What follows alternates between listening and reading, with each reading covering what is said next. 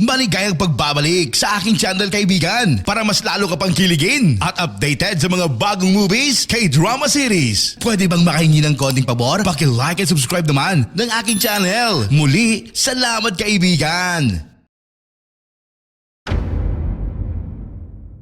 Nagsisimula ang pelikula sa mga Chinese scientist mula sa gobyerno. Noong panahong iyon ang kanilang trabaho ay kunin ang isang espesyal na mineral na tinatawag na hypermatrix mula sa mga bato. Ngunit pagkatapos ay isang masamang tao na nagngangalang Dr. Cube ang nagpakita sa kanilang research lab. Gusto niya talagang kunin ang hypermatrix para sa kanyang sarili. Nang ang mga bagay ay mukhang masama, isang superhero na pinangalan ng Flash na kayang kontrolin ang kidlat ay dumating upang pigilan si Dr. Cube sa pagkuha ng hypermatrix. Sa kasamaang palad habang sinusubukan ni Flash na pigilan si Dr. Cube, ay may nangyaring mali at ang hypermatrix ay nahati sa dalawang piraso na naglabas ng maraming malakas na enerhiya upang gumawa ng mga bagay. Mas malala ang isa sa mga piraso ng hypermatrix na sumanib kay Dr. Cube na ginawa siyang halimaw na nagdulot ng malaking pagsabog at maraming bata ang nawalan ng mga magulang at naulila. Pagkatapos si Flash ay nawala at si Dr. Cube ay naging napakalakas at nagsimulang magdulot ng kaguluhan sa China. Dahil walang sino man maaaring pigilan siya ng isang tao. Ngunit pagkatapos ay dumating ang isang bagong bayani na nagngangalang Sonic at nagawang talunin si Dr. Cube. Si Sonic ay naging isang bayani sa lungsod. Pagkatapos nagtago si Dr. Cube sa ilalim ng lupa upang maging mas malakas. Pagkalipas ng 10 taon ang mga bata na nawalan ng kanilang mga magulang ay nasa bahay ampunan. Mukhang masaya sila at naglalaro ng taguan ng magkasama. Ang isa sa mga batang ulila na nagngangalang Yeezy ay nagpasya na magtago sa isang lumang gusali na matagal nang hindi nagagamit. Samantalang ang batang si Zinzin ang maghahanap sa kanila. Habang dinalugad ang lumang gusali na tuklasan ni Yeezy ang isang nakatagong lagusan. Ngunit natakot siyang pumasok sa loob sa halip ay pinili niyang magtago sa isang kahon. Sa kasamaang palad ay nailak ang kahon mula sa labas at si Yeezy ay nagsimulang magpanik at sumigaw ng tulong. Nakalulungkot na walang nakarinig sa kanya at kalaunan ay hinimati siya, buti na lang si Zinzin na kanina pa naghahanap ay natagpuan si Yeezy. Nang magising si Yeezy natagpuan niya ang kanyang sarili sa mga bisig ni Zinzin at napaibig ito sa unang pagkakataon. Pagkaraan ng ilang sandali ay nagpasya ang ilang mga bata mula sa ampunan na makipaglaro kay Yeezy. Habang siya ay tumatambay kasama ang kanyang kaibigan na si Junhan. Buti na lang at nandoon din si Zinzin noong mga oras na iyon. Nagpasya si Junhan at Zinzin na tumakbo sa lumang gusali upang magtago. Naalala ni Yeezy ang lihim na daanan na nakita niya kanina at niyaya si Zinzin at Junhan na sumama sa kanya. Ikinagulat nila nang ang daanan ay naghatid sa kanila palabas ng orphanage area at maraming ilaw sa lugar na iyon. Sinundan nila ang ilaw upang mahanap ang pinanggalingan nito at napunta sila sa pinagtataguan ni Flash. Gayunpaman ayaw ni Flash nang may bisita at mabilis na nilock ang pinto ng bahay niya. Napagtanto nilang tatlo na si Flash iyon at sinusubukan nilang kausapin. Ngunit pinaalis sila ni Flash, kaya pilit silang umalis. Naiintindihan ni Yeezy kung bakit nagtatago si Flash. Dahil nakonsensya siya sa nangyaring pagsabog mula 10 taon na ang nakakaraan. Nang maglaon dinugupitan ni Zinzin si Yeezy ng buhok. Noong mga sandaling iyon tinanong niya ito kung anong klaseng lalaki ang pinapangarap niya. Sinabi ni Zinzin na isang matapang. Nangako si Yeezy sa sarili na kapag lumaki na sila ay hihilingin niya kay Zinzin na pakasalan siya at maging pinakamatapang na lalaki sa mundo. Ilang taon na ang lumipas at lumalaki na ang mga bata sa orphanage. Pumunta si Zinzin sa lungsod para mag-aral at magtrabaho. Habang nasa ampunan pa rin sina Yeezy at Junhan dahil hindi pa nila napagdesisyonan ang kanilang magiging karera. Subalit nangangahulugan din ito na madalas silang nagkakaproblema sa mga tagapag-alaga ng ampunan. Dahil sa sobrang tagal nila sa pagbabasa ng mga liham sa halip na mag-aral. Kinabukasan, pumunta si Yeezy at Junhan sa lungsod para ipagdiwang ang kaarawan ni Zinzin at talagang masaya silang magkasama. Kinabukasan ay nagplano si Yeezy at Junhan na bumisita sa pinagtatrabahuan ni Zinzin.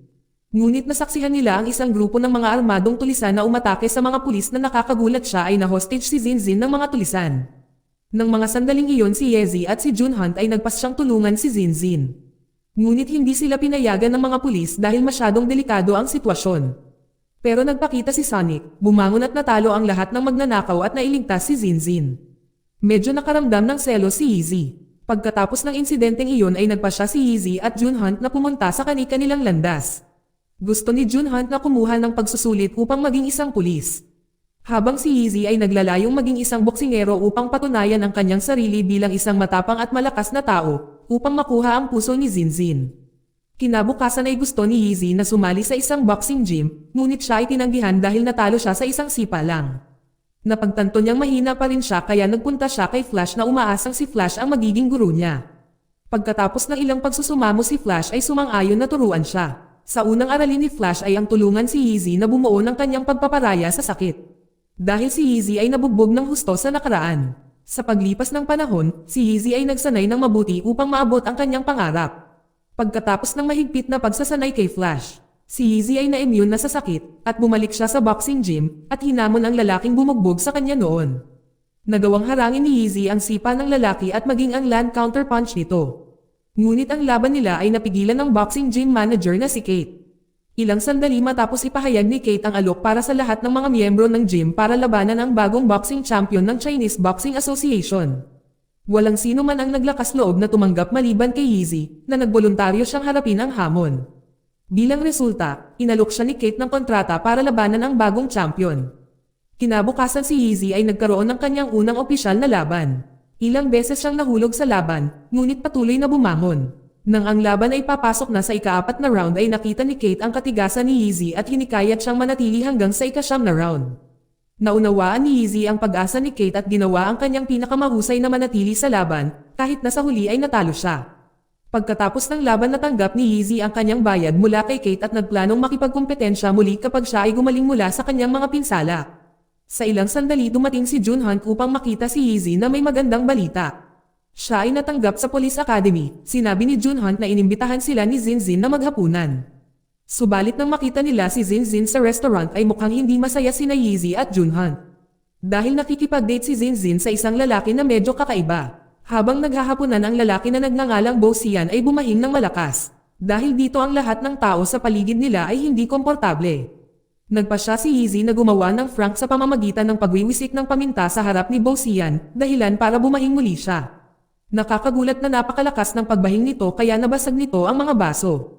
Si Easy at si Junhunt ay napagtanto na si Bo Xian ang tunay na Sonic, at alam din ni Zinzin na si Bo Xian ay si Sonic. Pagkatapos kumain, inimbitahan ni Junhunt si Bo Xian na makipag-inuman. Upang iwanan si Easy at Zinzin na magkasama para mag-usap. Sa kanilang pag-uusap, binigyan ni Easy si Zinzin ng isang espesyal na relo bilang regalo. Binili niya ito gamit ang premyong pera niya mula sa kanyang unang laban noong nakaraang araw. Bagamat tinanggap ni Zinzin ang regalo ay tila medyo lumalayo si Zinzin sa kanya. Sinubukan ni Easy na humingi ng superpowers kay Flash, ngunit agad siyang tinanggihan ni Flash. Sa oras na iyon binigyang diin ni Flash na ang mga superpower ay nagmula sa likas na talento hindi isang bagay na ibinigay ng iba. Samantala nagkaroon ng balita ng isang malaking tagumpay sa pananaliksik sa Hypermatrix. Desidido si Easy na magkaroon ng mga superpower at sinubukan ang iba't ibang paraan tulad ng pananatili sa refrigerator at nakagat ng higanteng gagamba at kahit natamaan ng kidlat. Sa kasamaang palad, lahat ng pagsisikap ni Easy ay nauwi sa kanya sa hospital. Nang makabawi si Easy, ay nagayos si Kate ng isa pang laban para sa kanya at masaya niyang inanyayahan si Zinzin na manood. Habang pauwi na sana siya sa wakas ay inimbitahan siya sa hapunan mag-isa upang pag-usapan ang isang bagay na mahalaga. Sa oras na iyon bago pa makasagot si Easy ng hindi inaasahang balita tungkol sa seryoso pinsala ni Sonic mula sa kanyang pakikipag-away kay Dr. Cube. Nang marinig ito ni Zinzin at Easy, nagmadali silang pumunta sa hospital upang tingnan si Sonic, na kilala rin bilang si Bo Xian. Ngunit nang makarating sila sa hospital ay sinabihan ni Zinzin si Easy na hindi siya makapasok at dapat na bumalik sa bahay. Samantala si Dr. Cube binabantayan si Zinzin bilang isang paraan upang talunin si Sonic. Nagsimulang lumahok si Easy sa sunod-sunod na laban sa boxing na humaharap sa malalakas na kalaban. Kahit na laging nakakapit si Easy hanggang sa ika-9 na round ay hindi pa siya nanalo ng isang laban. Gayunpaman ay parami ng parami ang mga tao ay nagiging mga tagahanga ni Easy. Sa katunayan si Easy ay nagiging sikat na at siya ay nagkaroon ng isang bagong nickname. Ang matigas na pader. Sa susunod na araw habang si Easy ay nagsasanay, nagbigay si Kate nagbalita kay Easy na pwede na niyang labanan ang undefeated Asian Boxing Champion mula sa Japan na nanalo ng 160 laban. Nang marinig ito, nilalayo ni Easy na talunin ang kampiyon. Gayunpaman alam niyang napakalakas nito, kaya humingi siya ng tulong kay Flash at natuto ng ultimate technique para harapin siya. Si Flash pagkatapos ay tinuruan si Easy ng isang malakas na suntok na magiging napaka-epektibo kung magagamit niya ito sa tamang sandali. Pagkatapos ay bumalik si Easy sa kanyang mahigpit na pagsasanay upang maging bagong Asian Champion. Nais ni Easy na talunin ang kampiyon, ngunit alam niya na napakalakas nito. Kaya nakipagkita siya kay Flash para sa tulong. Sa pag-aaral ng isang ultimate technique para harapin ang kampiyon, si Flash nagturo kay Yeezy ng isang malakas na suntok na magiging napaka-epektibo kung gagamitin sa tama. Sa sandali pagkatapos ng pagsasanay ni Yeezy ay muling nagsumikap siya para maging bagong Asian Champion. Ang balita tungkol sa paparating na laban sa pagitan ni Yeezy at ng Asian Champion ay mabilis na kumakalat. Nakakuha ng higit na suporta at paghanga mula sa mga tao si Yeezy. Habang si Zinzin ay nagtuturo sa klase gaya ng nakagawian, ngunit bigla siyang nakatanggap ng tawag mula kay Bosian na siya ay nasa labas upang makita siya. Biglang nag-propose si Bosian kay Zinzin, ngunit naalala ni Zinzin ang pangako ni Yeezy at nag-atubiling tanggapin ang proposal ni Bosian. Hindi nila alam na sinusubaybayan ni Dr. Cube ang kanilang mga aktibidad at nalaman niya ang tunay na pagkatao ni Sonic bilang Bosian. Pagkatapos ay sinimula ni Dr. Cube na puntiryahin si Zinzin na kahinaan ni Sonic at paghahanap na makuha ang Hyper Matrix. Kinabukasan ay malalim na nakatutok si Yeezy sa kanyang pagsasanay. Sa lalong madaling panahon pagkatapos si Zinzin ay nagsimulang makaramdam ng pag-aalala at takot na baka masaktan ng husto si Yeezy sa paparating na laban. Dahil dito nauwi sila sa main itang pagtatalo na humantong sa isang malaking away, dahilan upang sila ay maghiwalay. Mula noong insidenteng iyon, si Yeezy ay patuloy na nagsasanay ng masinsinan dahil nadurog ang puso niya. Sa ibang pagkakataon sa araw ng laban ni Yeezy, nagsimula ang unang round sa isang malakas na sipa mula sa kalaban na nagpatalsik kay Yeezy. Ngunit nagpakita si Yeezy ng hindi kapani-pani, walang determinasyon at bumangon ng paulit-ulit at naiisip ang kanyang sarili na si Sonic ang karibal niya sa pag-ibig. Sa ikatlong round ay nakagawa na ng ilang suntok si Yeezy, ngunit nagawa niyang tumugon ng isang malakas na suntok na tumama sa pisngi ng kalaban. Sa unang pagkakataon ay natamba ang kalaban at tumayo ang kalaban bago tumunog ang bell. Minarkahan ng isang makabuluhang tagumpay para kay Yeezy, na nagawa niyang pabagsakin ang kalaban at makaligtas ng higit sa 3 round. Habang si Zinzin at ang mga bata sa orphanage ay dinukot ni Dr. Cube.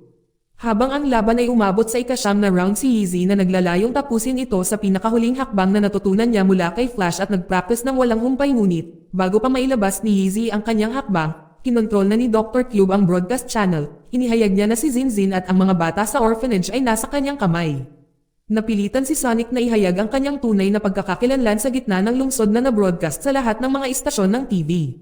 Hiniling din ni Dr. Cube ang Hyper Matrix sa loob ng 1 oras, kung tumanggi si Sonic na sumunod o magtatangka na tumakas. Si Dr. Cube ay nagbanta na sasaktan ang lahat ng mga bihag. Umalis si Yeezy sa arena ng labanan na may hindi matitinag na determinasyon na napagtanto na may isang bagay na mas mahalaga kaysa sa championship belt.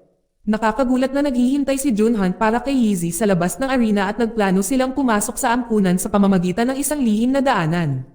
Bago gawin ito, sinubukan nilang humingi ng tulong kay Flash, umaasang tutulungan niya sila. Sa kasamaang palad ay nilinaw ni Flash na ayaw na niyang maulit ang parehong pagkakamali. Samantala si Zinzin ay nagtiis ng pagpapahirap mula kay Dr. Cube at sa kanyang mga alipors na ginagawa ang kanyang makakaya upang aliwin ang natatakot na mga bata. Kasabay ng mga pulis ay naghahanda para sa Hyper Matrix. Sa kabilang banda ay matagumpay sina Yeezy at Juhant na pumasok sa ampunan sa pamamagitan ng isang lihim na pinto.